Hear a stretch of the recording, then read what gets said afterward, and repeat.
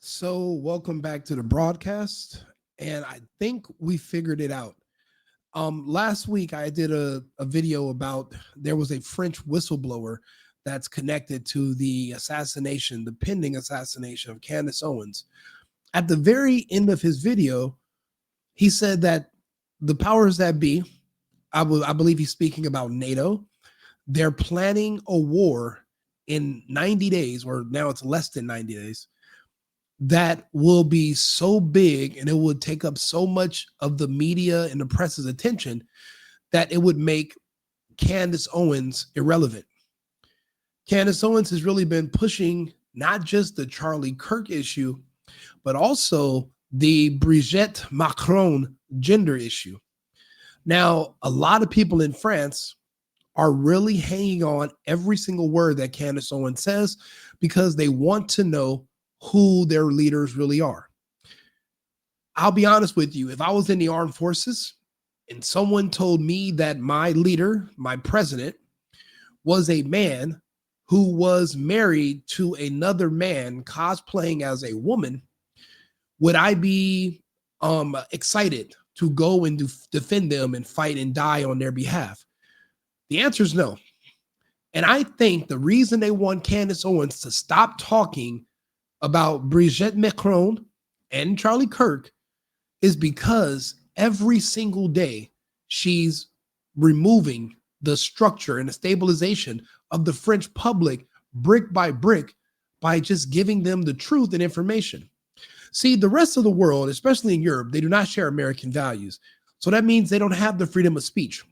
That's why they watch everything that we say and do because they wish they could themselves. So they depend on us to speak on their behalf. Candace Owens is only one woman, but the amount of people coming out of nowhere bashing hers. Even this guy I follow on Instagram called the Right Wing Angel, he's coming out and talking bad about Candace. And I'm sitting here like, she's not a politician. She's not your mother. If you don't like what Candace Owens is saying or doing, just don't watch her. Why do you care so much about her? Why are you so heavily invested in what she says? And then you find out a lot of these people are, you can monetize your channel. People will pay you for advertisements. When you do accept money, you do take suggestions because there's no way that this is all just organic. All these people coming out slamming Candace for just asking questions about her friend that got killed and not just shutting up. Since when does anybody just shut up? When is that even normal? When does that make sense? But everyone is literally, I'm watching Tim Pool today, him and Phil Labonte and these other guys. I was like, okay, you guys are talking about take a shot every time Tim says Civil War. Why not take a shot every time he says Candace fucking Owens now? It's like they have CDS, Candace Derangement Syndrome. Do you know how easy it is just to tune out? You don't have to watch her show. You don't have to care what she thinks. She's not an elected official. She doesn't owe you anything. If the woman wants to talk about her friend and her ideas and express them on the internet, what's that got to do with you? But it's deeper than that. Candace is a threat. And she's good at, apparently she's a hell of an investigator. And she's apparently over the target. But this was the video dedicated to her. But listen to what he says at the very end of it. Half of them are penetrated. Tell her the only safe move is to disappear completely for 90 days. After that, maybe the war they are planning will make her irrelevant. Remove herself for 90 days, and maybe they might not want to still kill her because the war they are planning would make her irrelevant. This tells me her words, because all she is a podcaster. She doesn't create policy. Her words on her show apparently could decide if we go to war or not. When I say we, I mean NATO. Now, these maniacs have already came up with a budget for 2026. The war in the Ukraine should be over. It'll be over probably by February, unless NATO decides to begin a forever war in the Ukraine that will pretty much stalemate for 10 or more years. And that's what it seems like they're planning. This is, he was just speaking about this actually 16 hours ago. Listen to this. Have come in, and I hope I can make a few announcements later today. Pledges made today. And when you look at the overall numbers, as I said yesterday, we are now at 4 billion. So that means we are really on track for the 1 billion a month, August, September, October, November. And I'm cautiously optimistic that we will reach the 5 billion for the full year. And then for next year, we need for the full year, again, a lot of money, at least 1 billion, maybe even a little bit more than 1 billion a month. It might be around 50, maybe a little bit more for the whole year. When it comes to this crucial US gear, so this is offensive and defensive, including interceptors for the air defense systems, crucial to keep Ukrainian civilians and civilian infrastructure safe. So it is really good that this flow is there, that Europeans are stepping up, and Canada, by the way, also doing a lot here. So really, really glad that this is working. Now, the Ukraine war is pretty much all but over. Why in the world is he talking about now sending in who's he expecting to fight in the Ukraine and to protect what citizens? There's probably less than 10 million people even left in the Ukraine. Kiev and Odessa, their populations have dwindled. All of their men have went to the front. The countries are nothing but left but women. They're sending senior citizens. The war is over. But even Russia, even Vladimir Putin understands that there is a bigger mission. And Rank Colonel DGSC NATO, Action Division. He understands that NATO wants war. And he understands this, and he is ready for the challenge. So let's see here. This is what Putin was saying about this situation. So fighting against Europe. But if Europe wants to fight and they start this fight, then we are ready right now. There is no doubt about this. But the only question is, if Europe starts the war, unleashes this war, because that's not Ukraine. With Ukraine, we use some surgical means. We are trying to be really careful. What Putin is saying is this. You think we beat the shit out of the Ukrainians? We didn't. We handled the Ukrainians with kid gloves because they're our cousins. There are Ukrainian brothers, and eventually the Ukraine will be back a part of the Russian Federation. We speak the same language. We're kin. This is not even a war. For the Russians, this is still an SMO, a special military operation, surgical. They didn't destroy the infrastructure. They didn't just bomb everything out. What they did was they did successfully denazify their government and their military. The Azov Battalion, the other Nazis that were those far right groups that are in the Ukraine. I don't know if they're right or left in the Ukraine, but they're extremists. And they hate the Russians. They're remnants of the Nazis that came over after World War II, the Banderites. They've been removed. They've been liquidated. So now the soldiers that are there are NATO, but they're wearing Ukrainian uniforms. Putin is not an idiot. He understands that this is actually pending. Also, Ukraine is not a part of NATO. Ukraine is not a part of the EU. So if they do come to the Ukraine, to which borders Russia, then the Europeans would technically be the aggressors. Even funding the war in the Ukraine, the West, NATO, are still the aggressors. The Russians are prepared for war. These people, the Europeans and the Americans alike, are not. But the Europeans are willing to throw their male, straight soldiers into the fire and let them become deleted. It's like they purposely want their own men to be liquefied. And then guess what? These countries are going to just be women and children, and all the men are gone. Look at the Ukraine right now. Imagine that situation for all of Europe, because they're forcibly conscripting people in the Ukraine. What if they eventually have to do that in France, in London, in Greece? What if they have to forcefully put people on the front lines? Because the EU and the NATO military is not very large, and it wouldn't take long for the Russians to wipe them down. And then how long before they invoke Article 5 and try to bring the Americans into it? Now, Trump's no fool, and he has a great relationship with Putin and Lavrov. So we wouldn't walk into this willingly. I just don't know what they have over Trump, if they can get him to join this war or not, but it's pointless. But if you look for it without anyone else's permission, they're literally gearing up to invade the Ukraine and directly fight the Russians this late in the game, knowing that this puts them at a disadvantage. Take a listen. European Union, and we have two broad topics. One is how to further support Ukraine, and the other one is on our own defense readiness and defense capabilities that we need to build up. It is clear that Russia does not want peace, and therefore we need to make Ukraine as stronger as possible in order to them to be ready to stand up. The man that was just speaking is Mark Rutte. He's a maniac. Kaja Kallas is insane. These people, remember, they will not be on the front lines, and neither will their children, but they are happy to send your kids to die. What do you mean make the Ukraine is strong? The Ukraine is toast. The war is over.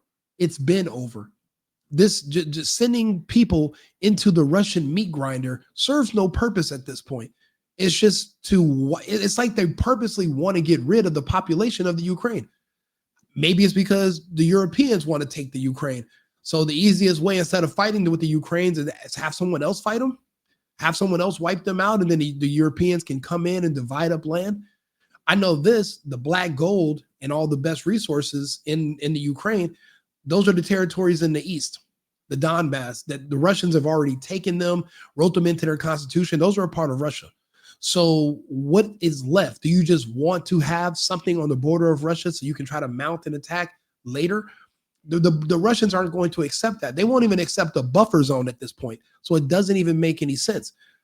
They want death. They want these men. Look at these countries. They're full of white men. They want as many white men to die on both sides as possible. These are not brown people going to fight. These are not yellow people. These are white people, and they're purposely trying to reduce the amount of white men from the gene pool on Earth. And that's how I've been seeing this for a long time. That's the one common denominator. Why do you think the Russians don't want to kill off all those Ukrainians? They're not trying to. They are surgical. That's what Putin was pointing out.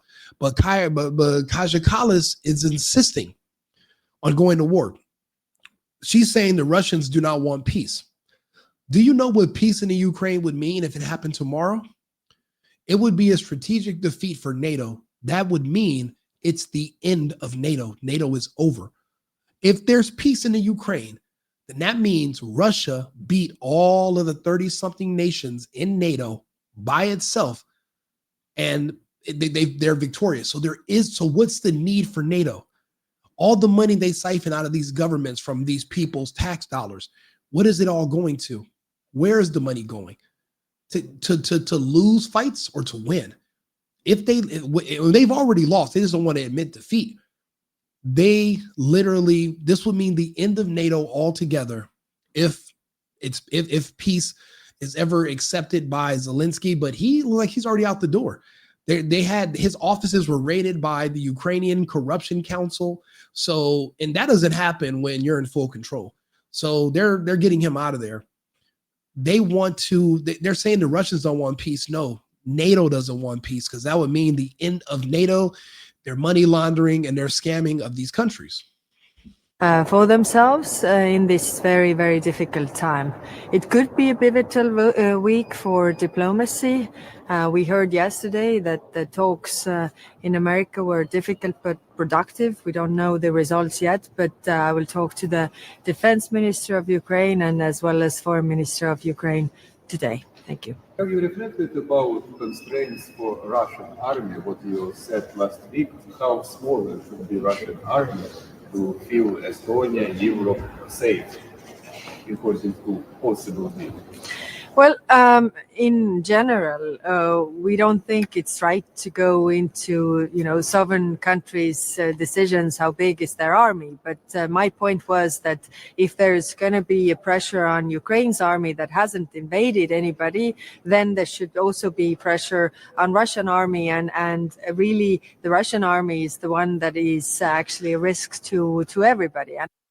It's so funny how they'll talk about the Russians invading the Ukraine, but they never talk about how Israel has invaded Libya, how they've invaded and occupied Syria, how they invaded Gaza. They never, ever mention anything about the Zionists in Israel, but they'll sit here in the same breath and criticize Russia for literally defending its own border with a country that was bringing in an enemy and letting them set up missiles and bring in weaponry on their own borders. It just amazes me, the hypocrisy and how ridiculous this is.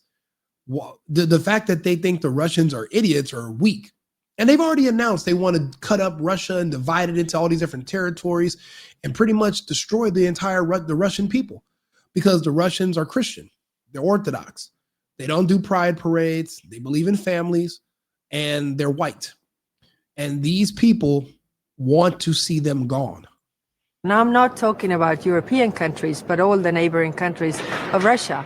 If you look at those 19 countries that they have invaded in last 100 years, I mean, they're all at risk. If Russia's army is big, if their military budget is as big as it is right now, they will want to use it again. Thank you. She's insane. She's a maniac. Again, I think a lot of this rests on the French and what's going on with Macron.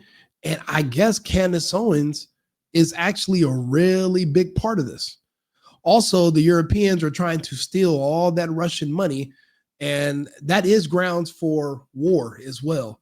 You can't just decide you're going to take money from another country because you don't like their decisions. You can't punish them by stealing from them.